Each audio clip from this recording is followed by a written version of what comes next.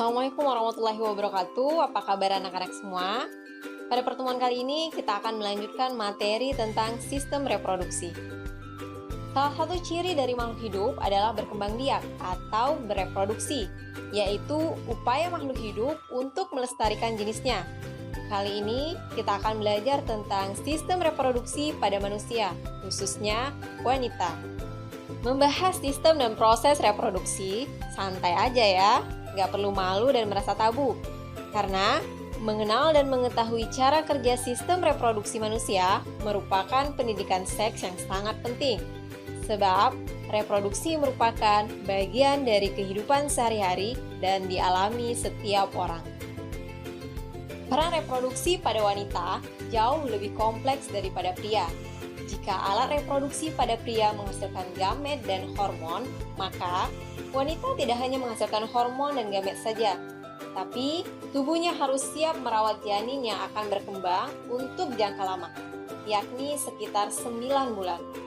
Maka, hal ini bisa dijadikan suatu alasan kenapa Rasulullah SAW menyebutkan ibu 3 kali daripada ayah. Sama halnya dengan pria, alat reproduksi wanita terdiri dari alat reproduksi luar atau eksternal dan alat reproduksi dalam atau internal. Pada bagian eksternal, ada bagian yang dikenal dengan vulva, di mana vulva merupakan muara dari 2 saluran, yaitu saluran urin atau uretra dan saluran kelamin atau vagina, di mana vagina ini dilindungi oleh labia atau bibir yang terdiri atas sepasang, yaitu labia minora dan labia mayora. Di ujung vulva terdapat klitoris. Pada bagian ini terdapat banyak syaraf-syaraf yang menyebabkan menjadi sangat sensitif bagi wanita. Sedangkan alat reproduksi bagian dalam pada wanita yang pertama adalah ovarium. Ovarium atau indung telur berfungsi untuk menghasilkan ovum. Proses menghasilkan ovum dari ovarium disebut dengan ovulasi. Sama halnya dengan testis, jumlahnya ada sepasang yang terletak di sebelah kiri dan kanan rongga perut bagian bawah. Selain itu, di dalam ovarium terdapat struktur kecil mirip kantung yang disebut dengan folikel. Di dalam folikel inilah sel telur atau ovum berkembang. Folikel ini juga menghasilkan hormon, yaitu estrogen dan progesteron. Yang kedua adalah oviduk, yang dikenal dengan tuba falopi. Tuba falopi atau saluran telur adalah saluran sempit yang melekat pada bagian atas rahim yang mengarah ke ovarium.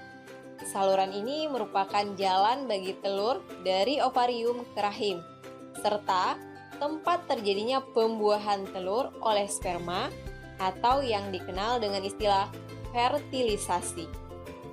Yang ketiga adalah rahim atau uterus. Rahim merupakan organ tebal yang berotot yang dapat mengembang selama masa kehamilan untuk menampung janin yang maksimal beratnya sekitar 4 kg. Inilah organ yang disebut sebagai tempat yang kokoh dalam Al-Quran. Salah satunya terdapat dalam surat Al-Mursalat ayat 21-23. Kami letakkan dia di dalam tempat yang kokoh sampai waktu yang telah ditentukan. Lalu kami tentukan bentuknya, maka kamilah sebaik-baik yang menentukan. Lapisan dalam di bagian rahim dikenal sebagai endometrium. Lapisan ini kaya akan pembuluh darah. Pada saat menstruasi terjadi, lapisan ini akan meluruh.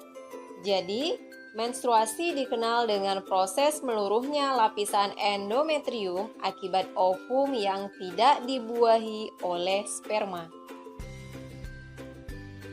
Di bagian rahim juga terdapat mulut rahim atau dikenal dengan serviks. Yang terakhir ada vagina. Vagina merupakan bagian berotot tetapi elastis. Vagina berperan dalam proses kopulasi. Selain itu, vagina juga merupakan saluran yang dilewati bayi saat lahir. Juga sebagai saluran keluarnya darah menstruasi ketika ovum tidak dibuahi. Di bagian vagina juga terdapat selaput tipis yang dikenal dengan selaput darah atau himen. Selaput ini dapat robek karena aktivitas fisik seperti olahraga. Makanya, bagi perempuan agar tidak memilih olahraga yang terlalu ekstrim karena akan membahayakan organ vital. Itulah bagian utama pada alat reproduksi wanita. Selanjutnya, silahkan mengerjakan lembar kerja yang ada di Google Classroom. Demikian pelajaran kita hari ini. Kita bertemu di pertemuan berikutnya. Assalamualaikum warahmatullahi wabarakatuh.